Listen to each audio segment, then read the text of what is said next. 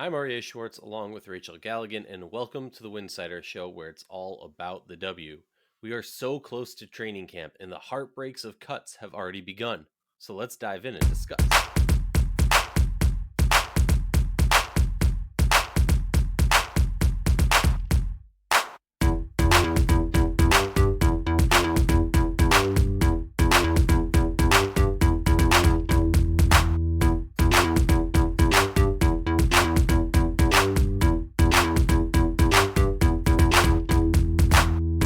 If you like our show, please consider joining our Patreon community, patreon.com/Winsidr. For less than a cup of coffee a month, you can directly show support for the hard work we do covering the W, and it is getting refreshed, rebranded. Make sure to check out Patreon, new content coming very soon.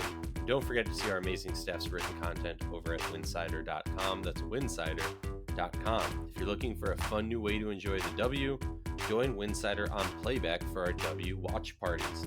Use the link playback.tv/Winsidr. That's playback.tv/Winsidr. And hey, you never know, we'd love to do WNBA and Winsidr merch giveaways.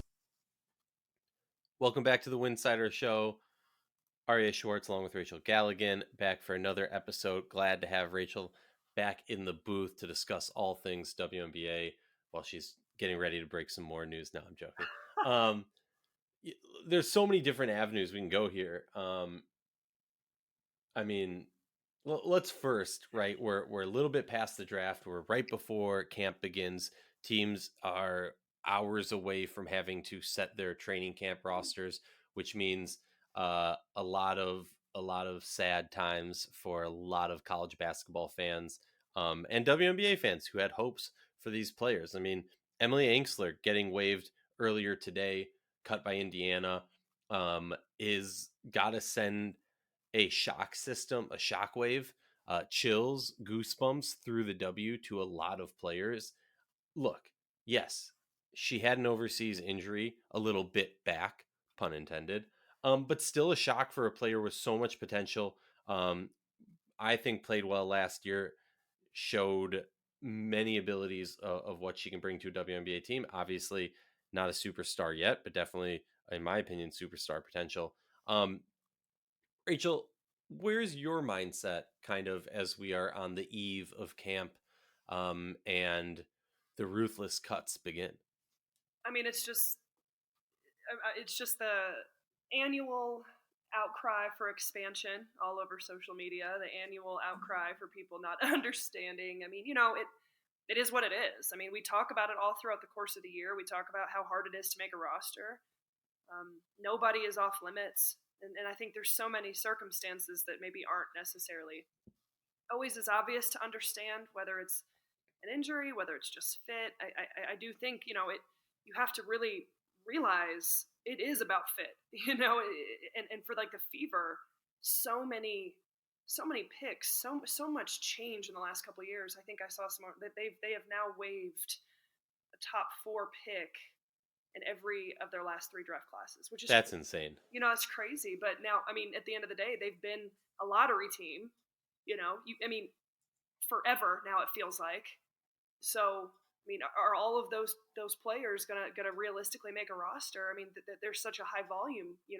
There's really no one else in the league that has that many lottery picks consistently for the last few years. So, I don't fault the Fever. They're doing what they've got to do to put together the right roster to get this thing turned around. It's just fascinating to me. No one's off limits, and there's going to be even more of it. And people definitely get upset about it, and it's frustrating. And I totally agree. I mean, in a situation like Angsler, obviously there's an injury involved, but then it's just a matter. Okay, well, what's next? I mean, she's the type of player, she's going to end up somewhere, that's for sure. And there's going to be more cuts, and there's going to be more outcry, and you hate to see it. I wish we had double the amount of teams in the league, but even if we did, there would still be waves. There would still be movement that took place. So on one hand, it is a part of professional sports. On the other hand, we're not at a point where we can have expansion. So we've got to continue to have these types of conversations, and just realize that lottery picks as well are not off limits in terms of being waived or having some early on movement through the course of the season. You know how it is. The WNBA, you got to bounce around sometimes a little bit before you can find your spot. Well, and you put it much more eloquently than I could, but I I think a point that you brought up is a really good point, which is like at what point do we kind of stop the complaining? And not that the complaining for expansion is bad, but in the sense of like if we had 30 teams in the W, there's still going to be, X amount of players cut at this point in the season. And like, you know what I mean? Like, no It matter just how blows many. my mind. We literally consistently talk about it all year across the board, how hard it is to make a roster. And then we get to the point where there's roster cuts and we act like we're surprised and everyone's freaking out. Like, Mhm. we know this is the case. I'm not saying it's okay, but here Well, it is. I And was saying before we got on air with you, Rachel, like Haley Jones is a perfect example in my mind of a player who had a great college career. There's a lot of hype, a lot of hoopla around her draft stock, whatever, but this has nothing to do with it. What I'm saying is like, would you, if you're a Haley Jones fan, would you prefer that she goes, top three and then is cut 3 days later? exactly. Or would you prefer, or a month later? Or would you prefer that she goes to a lower, draft pick? She's not a lottery pick, but then has the ability to actually, And has an opportunity. as an opportunity and the ability to play or develop and things like that. Like, there's going to be a lot of players who are going to get cut. Like, Monica Sonano, like, seems like a player who's likely to get cut. Some other names that kind of stick out in my mind, as players who maybe you've heard of, or in the W world have been mentioned a fair amount, that are, up for the chopping block. And Well, and and it's I'm also curious. interesting. Every year, you're kind of a little bit surprised who ends up sticking. I mean, Shepard ended up making a roster with the Aces last year. I was very surprised by that. That's not a Yeah. knock on Asia Shepard. I think she's a phenomenal player. I love Virginia Tech. I think they do a great job developing their players, but ended up finding a niche in that role that ended up sticking and filling Hmm. a hole that Vegas needed. So it kind of is an interesting, like, there are spots up for grabs, and a lot of times the ones that get cut, are not expected, and the ones that make it are not expected. So, we're in the thick of that time right now, and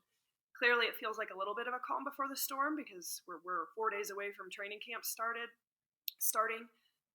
Being able to look at some of these training camp rosters will be nice. I think we've seen a couple come out so far, but yeah, I mean, I'm ready to kind of get some clarity on what teams are going to look like, what their camp rosters are going to look like, and obviously, I wish I could be a fly on a wall in some of these training camps, but unfortunately, Some would be crazier. Well, I was about to say, like, I'm just going to list off a few names. If anybody comes to your mind, as a player who might be on the bubble, please feel free to drop it in.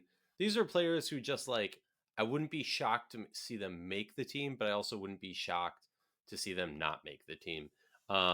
Bree Beal, Jordan Canada, Alasia Clarendon, Kiki Herbert Harrigan, Tiana Hawkins, Demiris Dantas, Nira Sabali, Steph Jones, Amanda Zawi B. Uh, just trying to think, I think in my mind, those are kind of the obvious names that I feel like I would expect to hear over the next. Is there anybody that I'm blanking on? I see you oh god. staring off in the distance thinking. I'm like just trying to get back. Okay, so I've been ever since the draft. I've been wrapped up in transfer portal and events. So I'm as we're on air trying to get my mind shifted back to WNBA focus. So um, my mind just kind of goes more directly towards some of the draft picks. One that I think is a really good pick. Just again, I really haven't had time to. I know we're weeks removed from it, but analyze the draft. But just from an initial reaction that I haven't had a chance to really talk about openly was Kiana Traylor being selected by the Chicago Sky. I love that pick. I think she brings a lot to that roster. She fills kind of a hole that they don't currently have on this rebuilding team. I'm a really, really, really big fan of that selection, and I wouldn't be surprised if she carves out an avenue for herself on that team. Um, so again, I'm just trying to think through some of the names and some of the thought process. Well, and I think you're bringing up an interesting point that we'll touch on in a little bit in this episode. Is just like, look, at the end of the day, we have a few teams that are so packed roster wise, there's no space for them to add people. And then on the other end, you have these teams that clearly are not on the top tier of talent, clearly are not contenders. And maybe now, I'm thinking of the Minnesotas, the Seattles, the LAs, the Chicagos and whatnots, that maybe you're going to see some players get cut that we've kind of grown accustomed to them being around the league, being on these teams. Demiris Dantas is someone who comes to mind, because at a certain point you need to turn the corner and you have to take a gamble on a younger player. You can't just continue to be a middle of the pack team using vets who are not going to move the needle and expect a new result. Right, right. Well, that's an interesting thought process with Dantas there. I hadn't thought about that. She's the one that I just keep hearing is the question, is the question, is the question. Now, I think a lot of it comes down to Minnesota, how they're able, to really get things to fit in. And then seeing the the money side of it, they don't have a ton of wiggle room. And Right, Dantas, now, all of this when it comes to Minnesota, I think comes down a lot to Natalie Achanwa. Whereas they might be, if she's not playing this season, they could then fill her with a Dantas at a vet minimum, or a different player at a rookie scale or vet minimum. So a lot of it comes down to just kind of like, can they fit people on the roster, basically? right, right. Can I just change the subject real fast? Because again, a Go lot for has it. happened since we did our last show. Can we talk about the multi-year deal with, is it Ion? Oh yeah, yeah. Thoughts? Excited? I haven't had a chance to talk to you about it. I love it. I'm a big. This is real reactions. Like we literally haven't had like. I think we texted about it briefly, but I was in a whirlwind of my event that I was running. I love it. I love a good old crime show. Do you watch Ion normally? I mean, full disclosure, no, but like, You're about like to. I watch like Oxygen, so it's like the Yeah. same shows, but just a different platform.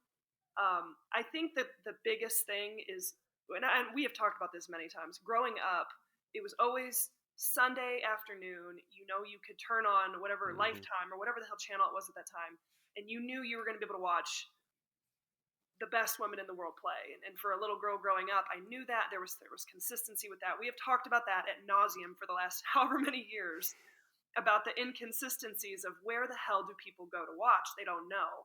I don't really know if this helps that.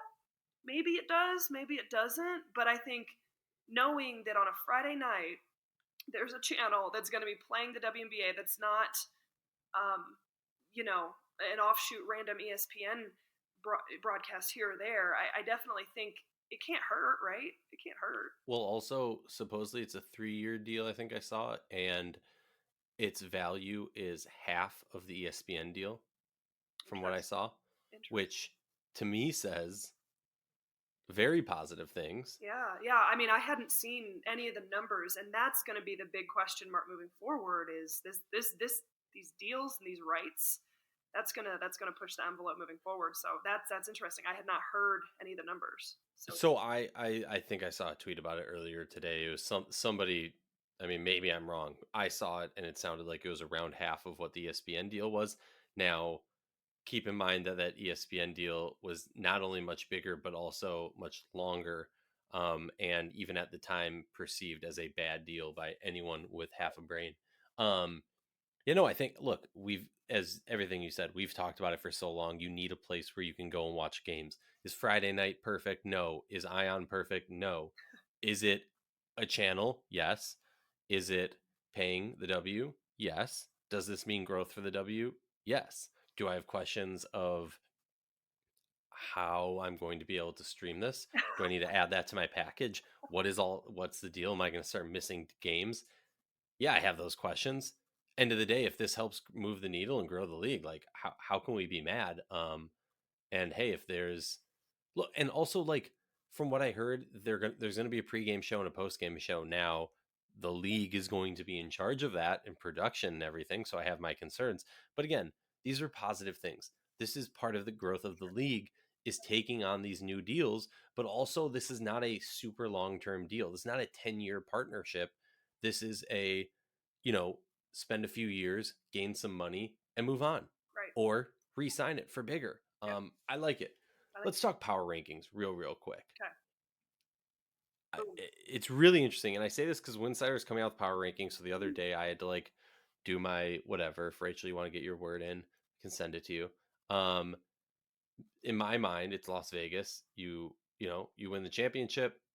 You retain most of your team. You add to it. You're deeper than you were You get before. those rights. I agree. Yeah. You get those rights until the season starts. You're the number one dog. Um, New York Liberty, number two, and then in my mind, it's DC and Connecticut as like 3, 4, and then after that, it's literally like everybody else together because every other team, Seattle, Minnesota, LA, Chicago, Atlanta, it's like you have one really good player, a cornerstone, and then a bunch of role players.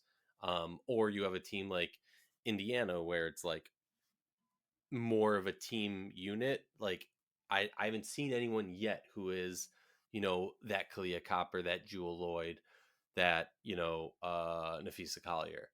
They have potential to have that. They have potential to have multiple of those players in Indiana. Um, I'm just curious for you, like, how do you? I'm not going to make you list them in a power ranking, but like, how do you differentiate between the Seattles, the Minnesota, the LA, and Atlanta, and Chicago's? Whew.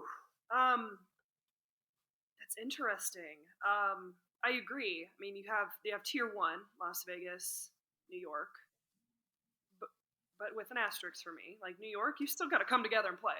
Las Yeah. Vegas, you still got to come together and have chemistry and Oh play. yeah. So that I'm not handing anybody anything at this point.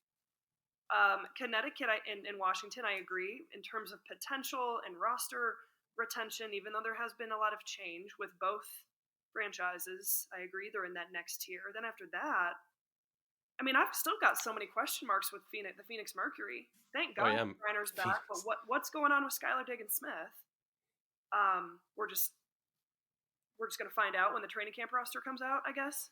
True, but I will say underrated if stays healthy. Mariah Jefferson I on agree. Phoenix is like a like potential to honestly call me crazy, say whatever you want. Potential to be more, if she can stay healthy, more beneficial than Skylar Diggins Smith. Only in the sense of Skylar Diggins Smith needs to be a star. Mm-hmm. You already like BG's the star. Dan Taurasi's going to get her shots, and Right. some other players, right? Like in my mind, you want somebody who can produce, but who's also his main focus is going to be getting BG the ball. Right. This is going to be a BG MVP season. I agree, and I think that the Phoenix Mercury. I mean, let's not forget how dominant Griner was two seasons ago. I mean, And now no absolute, Sill, and now no Sill, no absolute Liz. dominant numbers. I think they've put together a really solid roster around Griner. Regardless of what happens with Skylar Diggins Smith, which I'm not anticipating she's playing. That's not, I have any intel. I'm just assuming that's not happening. So I think that with Phoenix, they have to kind of even be in that same category as like a Connecticut and a Washington, or just maybe a half a notch Mm-hmm. down, just because there Mm-hmm. is a little bit more of a question mark. Now there's question marks with all three of those teams, so I kind of put New Phoenix coaching up on there. all three of them too. I agree, but I put Ish. Phoenix up there because of you have the superstardom in Brittany Griner. Mm-hmm. That elevates you to whatever. Now you might have drama. I don't know how deep you're going to be. That's to be determined. But Phoenix has Heck, got to she carried the hands Mercury down, to the finals a few years back. hands down. So Phoenix is up there. I think Atlanta has a lot of intriguing aspects to them, just in terms of new. What's the right word I'm trying to say? New everything, building off of a really solid year. I think that they're going to be solid, steady. They're going to defend. They're going to be disruptive. Will they run out of gas, kind of like they did last year? Probably not as bad, but they've got to be one of those middle of the pack teams. I think LA Sparks, they're going to be lower to middle of the pack type of team, just because they're going to have more consistency. They're going to have more locker room culture now. Indiana Fever, honestly, the biggest net. So now I just look at biggest question marks. I would normally put Dallas in that middle of the pack, but I just don't know. Again, for like the 18th year in a row, what is going on in Dallas? I think you have a lot of talent, but yet we had a lot of changes this offseason. And I don't know what a Trammell Dallas Wings team looks like, with McCowan honed at the center spot, and this team getting up and down the floor, that I know the way they want to do it. Too Does much Charlie Collier make the team? too much for me to try to figure that one out. So I just have these giant question mark categories: Indiana, Dallas, Minnesota. And Minnesota's a little different too, but I just have them in that question mark category of like, again, like, how do they get better? Like, all I see is you don't have Sylvia Fowles on the roster, so now, like, how are you going to get better? Nafisa Collier's back, but I see them as another lottery team at this exact moment. So I don't know that's again me being long winded, but I see consistency, and then I see just question marks, and that's If how if I group the rest of them. if I gave you $1 and you had to put money down on either Minnesota, Chicago, or Seattle, you had to put that dollar down on one of those teams to finish best of those three. Probably Chicago. Interesting. Interesting. I'm not high on Seattle right now. I don't know what they're doing. I'm not high on Seattle, but here's the thing. I You know, think they also don't have a point guard, and again, I didn't even mention Chicago. So I mean, there's so many question marks. There's so much change. I mean, we're seeing the end of eras with Seattle, the end of eras with Chicago, with Minnesota. I mean, it's been an end of an era for a couple years in Minnesota. They're just trying to run it back in a way that has not been effective, and now you don't have a franchise player. I mean, end of an era in LA. I mean, everything is, there's so many new aspects of this. So you're sitting there trying to put your faith in maybe a few players or a few talented players or just a makeup of a roster. I see Seattle has too many holes right now, at least in the backcourt. hmm I'm a little bit Oh concerned. no, they definitely do. My thing is like I look at those. I mean, if we include LA in this, right? Kurt, Cheryl, James, and Noel. Out of those four, Noel's the coach that I trust the least. Uh huh. But roster wise, like if if if someone came up to you and I was like, Aryeh and Rachel, I want you to take over one of these four teams, forget marketing place and all that jazz, just like roster wise, who you have now. Part of me wants to say, like, I'm going Seattle because you have Jewel, you have, in my opinion, an underutilized, if healthy, can be a really effective center in Mercedes Russell. And then you have the potential aspect of Ezzy. Like, Ezzy's someone who's shown flashes. Maybe I'm giving in to the fan base a little bit too much, but I just feel like there's more youth upside than you look at, LA, who has NECA on the downspin. You have Minnesota, who has Fee and no one else really. You have Chicago, who has Ka and Marina, but like Jewel, Ezzy, and Mercedes, I almost feel like is comparable, if not better, to any other three in on those teams. But hey, maybe I'm wrong. Hmm. Ooh. That's just my instinct is You're says getting my that, brain going again now. I like it. right? I'm kind of like, I'm getting warmed up to the season. I'm getting excited talking about this sort of stuff. Like I said, I mean, you're catching me right at I mean, just like the rest of us, the beginning of all of this, and we're trying to go through each of these teams with a fine tooth comb. There's so much we don't know. I mean, we're going to have a conversation here. What do we have? The first preseason games on May 5th, Something like that. Yeah. right? So what, like 2 weeks away? Let's Again, see if they show them this and year. then we will cue the the outcry for not showing them on air. Again, hmm it's like it's every year. It's the cycle. Yeah. You Yep. can predict what the complaints are going to be, but Oh no, yeah. I mean, we're right there. I definitely think I have a lot of hope in the Atlanta Dream. I feel really excited about, not excited, that's too strong. I feel solid about Chicago and James Wade's ability to put his team in a position to be successful. And here's the thing: you have players who can score on Chicago. Marina Yeah, Mason, that's the thing. Kalia Copper can score. You've got players on that roster that can score. I don't know that Seattle has a lot of, outside of Jewel Lloyd. I Yeah. question their ability to score. For Minnesota, I question their ability to score. Um, the rest, I mean, LA, LA, I think question the that they ability to will score. too. I question their ability to score at Dallas times. Dallas, lost a shooter. I question their ability to run an offense.